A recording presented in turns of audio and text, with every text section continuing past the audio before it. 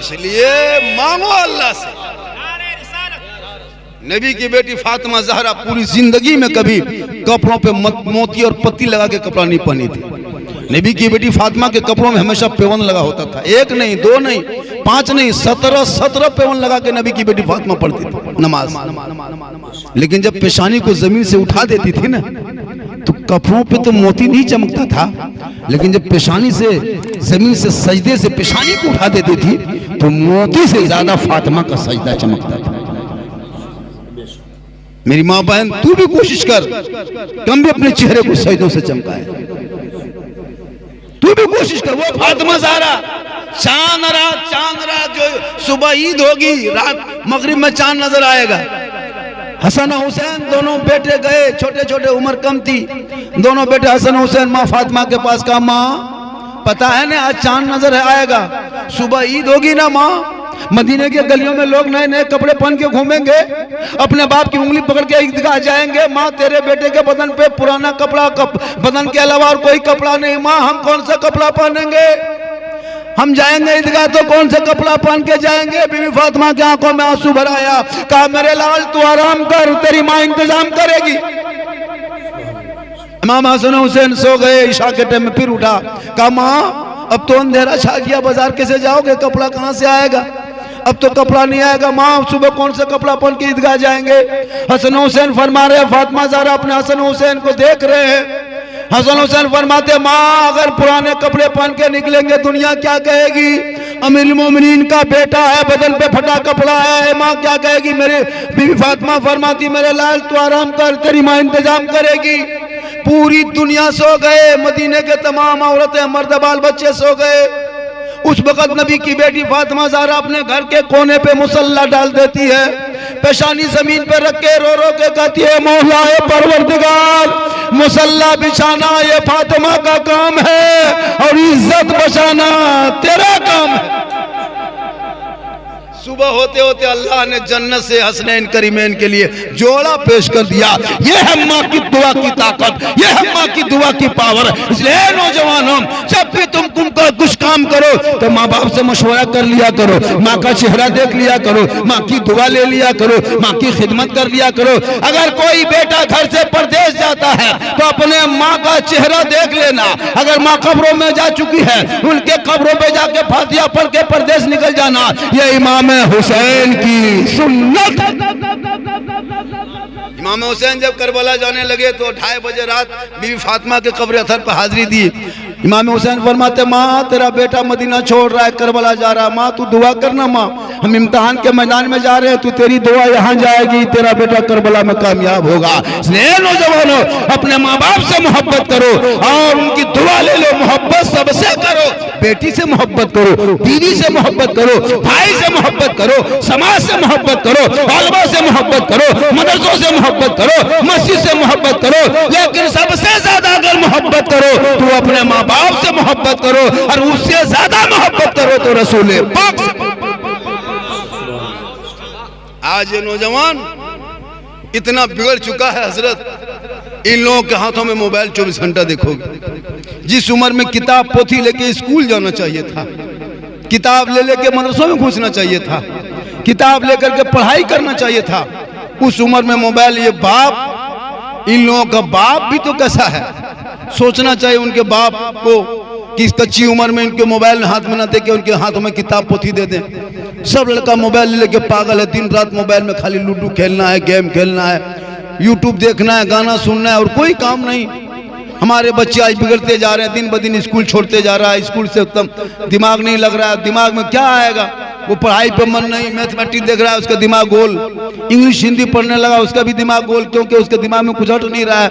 अब 8 घंटा 10 घंटा खाली मोबाइल में रहेगा तो 3 घंटा स्कूल में क्या पढ़ेगा, वो मोबाइल उसका पूरा दिमाग में घुस गया। खाना बैठ रहा तो मोबाइल लेके, एक तरफ रोटी चावल भात, एक तरफ मोबाइल, उधर एक मतलब हाथ इधर घुमाया, मतलब हाथ इधर लिया, बाएं हाथ से मोबाइल चला, दाहिने हाथ से लुकमा उठा रहा। सोचो अगर भात के जगह पे गोबर लगता तो गोबर भी मार देगा।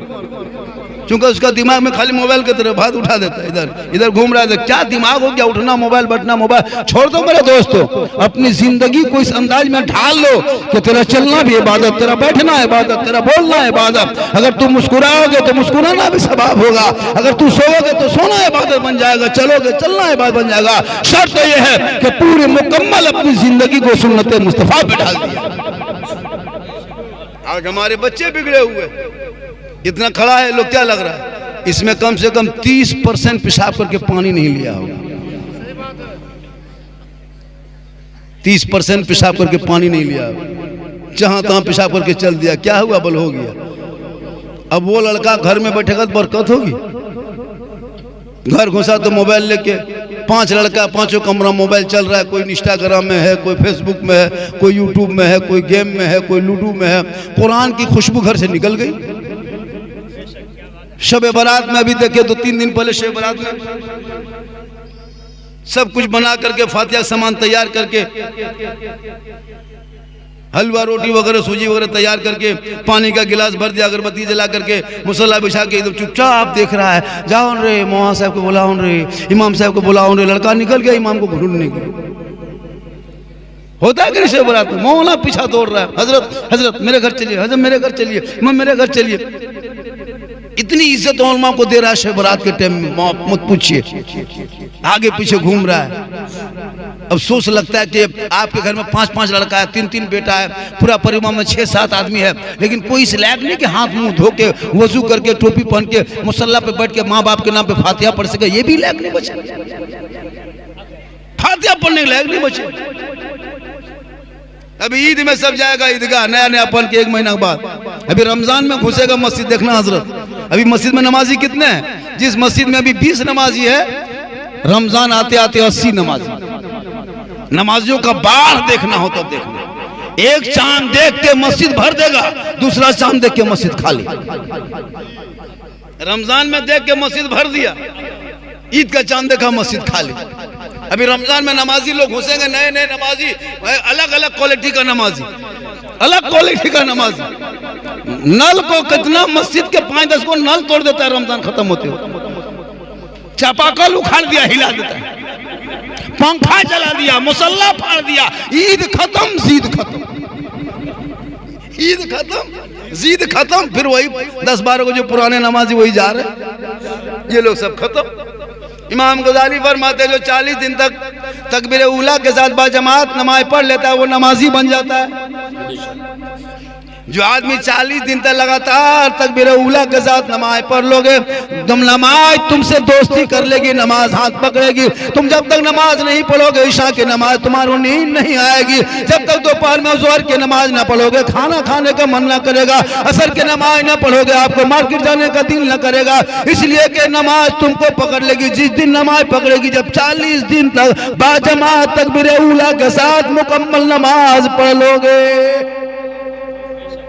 यहाँ तो रमजान में 29 दिन पढ़ा ठीक से, 28 दिन 29 दिन पढ़ा, और 29 दिन दोपहर में इमाम के कमरे में 2-4 को लड़का आएगा। हजरत हजरत इमाम साहब चांद की क्या खबर है? दोपहर में पूछेगा, जब सूरज एकदम सर पे रहेगा तब। वो इमाम के बाप बता सकता उस टाइम में? सोच के देखिए, दोपहर में भी सूरज डूबा नहीं, चांद की खबर क्या? इमाम साहब कह दिए कि बताइए, मगरिब के बाद बता सकते, अभी तो कोई खबर नहीं आई है। तो वो लड़का पूछ लेता है इमाम साहब कि तब क्या हुआ, सब इंतजाम कर लिया? बोला हाँ हजरत, कपड़ा वपड़ा सब बाल बच्चा हो गया, टोटल इंतजाम कर लिया हजरत। चौहाड़ा गली, किशमिश, लच्छा वगैरह, सेवे वगैरह सब खरीद के ले आए। इतर भी 150 रुपया ले आए हजरत। इमाम साहब ने उल्टा पूछ दिया कि ईद की नियत याद किया? नहीं हजरत, कुछ नहीं जानता। सब इंतजाम करके किया है, 30 साल 40 साल से ईदगाह आ रहा है, जा रहा है, ईद की नियत याद नहीं। इमाम साहब ने कहा 6 ज़ैद तकबीर के साथ ईद में नमाज पढ़ना है। इमाम साहब तकबीर कहते गए, भूलता गया, बताता गया, भूलता गया। जब इमाम साहब ने नियत के लिए हाथ उठा दिया, अल्लाहु अकबर, तो हाथवा वो हाथ में बीच में लटका के रखता है। देखेंगे आगे वाला गिराया कि नहीं उठाया, बांधा है। और जाके मोड़ में कहेगा मौलाना इस्लाम खतरे में। हम बोले इस्लाम नहीं, तुम्हारा हाथ खतरा में। ईद में हजरत अगर नियत करके खाली हाथवा रुक करके अगर कोई इस तरह हाथ पीछे तरफ कर देता ना, वो लड़कों भी पीछे वाला इसी तरह करता, सुनता यहीं छूने। मतलब उसे कोई पता नहीं, 40 साल 50 साल से ईदगाह जा रहा आ रहा, कोई मतलब। माँ का जनाजा पढ़ लिया, बाप का जनाजा पढ़ लिया, दादा दादी पढ़ लिया, नाना नानी जनाजा पढ़ लिया, खुद वह बुढ़ापे में पहुंच गया, अब तक दुआएं जनाजा याद नहीं कर सका। ना दुनियत दुआ की याद है, कुछ नहीं। एक मुर्गी लेके घर आ गया, अगर जिंदा मुर्गी लेके पोल्ट्री, उनके लिए मस्जिद में मदरसा हजरत थोड़ा जबा कर देता, वो मुर्गी नहीं जबा कर पाता, वो भी पोल्ट्री देशी नहीं, पोल्ट्री फूंक दो जबा हो जाए, वो जबा करने की शक्ति नहीं। अफसोस नहीं लगता। अभी आपके बगल में एक मेला लगा था, खगड़ा, क्या कहता है, खगड़ा मेला। अफसोस लगता है कि हमने बहुत अपने समाज की बहु बेटियों को भी उस मेले में, जब उधर से गाड़ी गुजरती थी, हम प्रोग्राम में जाते थे तो रोड किनारे बोले क्या हो रहा, बड़ी भीड़ इधर जा रही, कहाँ? बाबा इधर एक मेला लगा हुआ है, मुसलमान की बहु बेटियां घूम रही जा रही। सोचो ये क्या हो रहा है। बैठेगा क्या करेगा, करो जो जो, और हमको कुछ देर बोलना, क्यों हम बोलेंगे बैठिए मेरे दोस्तों बुजुर्गों तशरीफ रखिए, क्यों कहने जाएंगे? हम तो कहते हैं खड़ा मत रहो, उसमें चढ़ जाओ, हमको कोई दिक्कत नहीं, क्यों आपको इतना प्रेम से समझाने जाएंगे बैठिए मेरे दोस्तों बुजुर्गों? हम तो दीवार में चढ़ जाओ, गाछ में चढ़ जाओ, हमको क्या है? तुमको पसंद लगता है तो हम क्यों जबरदस्ती बैठे? अपने मन में फैसला नहीं तो हम कब तक बैठाएंगे? ले आओ बेटा कुर्सी में बैठो, कुर्सी अगर है कुर्सी में बैठ जाओ। आयतल कुर्सी याद रहे नहीं याद रहे, प्लास्टिक कुर्सी याद रहे, जहाँ चाहो वहां बैठ जाओ। आज की मेरी गुफ्तगू अलग हिसाब से हो रही, मैं अपनी तकरीर को अलग हिसाब से कर रहा, चूंकि तबीयत मेरी खराब होने के बावजूद भी मैं काफ़ी, मेरे सर में दर्द था, तबीयत खराब थी, उसके बाद भी मैं आज पता नहीं आपके बीच में मैं अच्छी बातें बता रहा हूँ। तकरीर तो बहुत होते रहती है हमेशा। मेरी माँ बहन आप भी, मेरी माँ बहन आप भी 2-4 बातें सीख के जाइए, जलसों से जाके सीखेंगे तो आपको काम आएगा। इबादत में औरतें बहुत कमज़ोर हो रही है, मेरी माँ बहनें तो इबादत के मामले में पीछे हो रही है। मर्द तो जुमा वगैरह भी पढ़ लेता है, जनाजा पढ़ लिया, ईद बकरीद पढ़ लिया, और भी नमाजें। एक औरत ऐसे मिल जाएगी हमारे समाज में बहुत दिन से नमाज नहीं पढ़ रही, उनको तो नमाज पढ़ना चाहिए। नमाज पढ़ने से चेहरे में रोशनी होती है, रोजी में बरकतें होती है।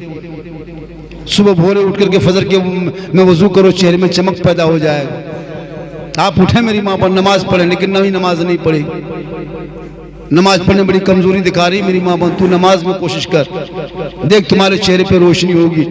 और अपने शोहर को खुश रखना, शोहर को राजी रखना। नौजवान तो अपने माँ बाप को खुश करना, माँ बाप को, क्योंकि माँ के कदमों में जन्नत है, हमारे मौला के कदम में नहीं, मेरे कदम में नहीं मिलेगी जन्नत। मुझको अगर आप मुझसे मोहब्बत करोगे तो हम दुआ दे सकते हैं, लेकिन अगर माँ बाप तुम्हारे नाराज हो गए तो अल्लाह की रहमत से दूर हो जाओगे। माँ बाप की रजा में रब की रजा है, माँ के कदम में जन्नत है, मौला कदम में नहीं। मुफ्ती साहब के, हाजी साहब के, पीर साहब के कदम में जन्नत नहीं, माँ के कदमों में जन्नत है। बाप जन्नत का दरवाजा है। मेरी माँ बहने, तू माँ है किसी बेटे का, माँ है, तेरे कदम में जन्नत है। तुम्हारे दुआ में गारंटी है, तुम्हारे चेहरे में बरकत है, तुम्हारे आंचल में गारंटी है। अगर तुम तेरा चेहरा बेटा देख ले तो हज का सवाब। तू अगर आंचल उठा दे मोहिउद्दीनपुर में, और अगर तेरा बेटा कश्मीर, गुजरात, बम्बे, मद्रास में कहीं मुसीबत में फंसे तो तुम्हारी दुआ कबूल होती है। आका फरमाते जैसे एक नबी की दुआ उम्मती के लिए होती है, वैसे माँ बाप की दुआ औलाद के लिए होती है।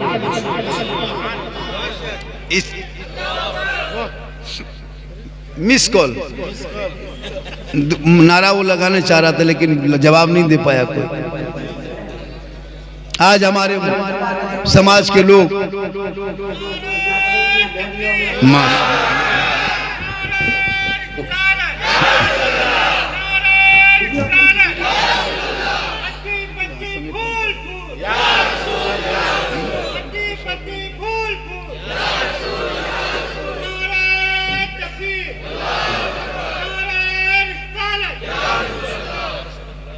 आलिम उलमा पे इतना नजर मत रखिए, ध्यान।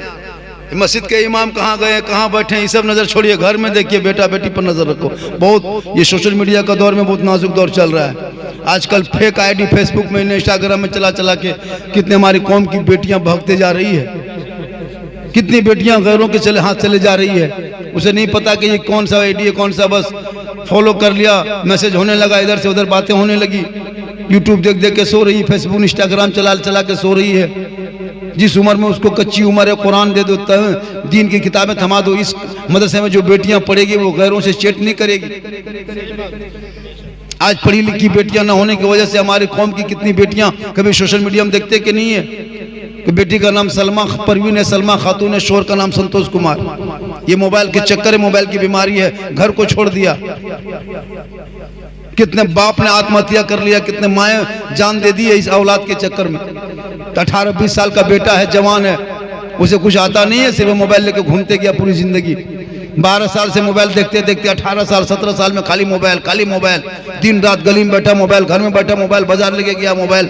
अब उसमें वो यूट्यूब देख रहा है, फेसबुक देख रहा है, इंस्टाग्राम रील देख रहा है। देखते देखते लड़का माथा पागल, 18 साल होते होते पक्का जवान, एकदम जवान।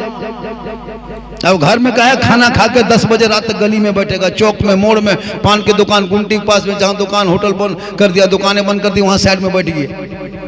पहले मुसलमानों के गलियों में जब दुकानें हुआ कर दी, क्या कहते हैं, कुतुब खाना होता था, कुतुबा है ना, कुतुब खाना, पुस्तकालय, लाइब्रेरी, तो लोग किताब दुकान में बैठता था, पुस्तकालय में बैठता था तो दिमाग बढ़ता था।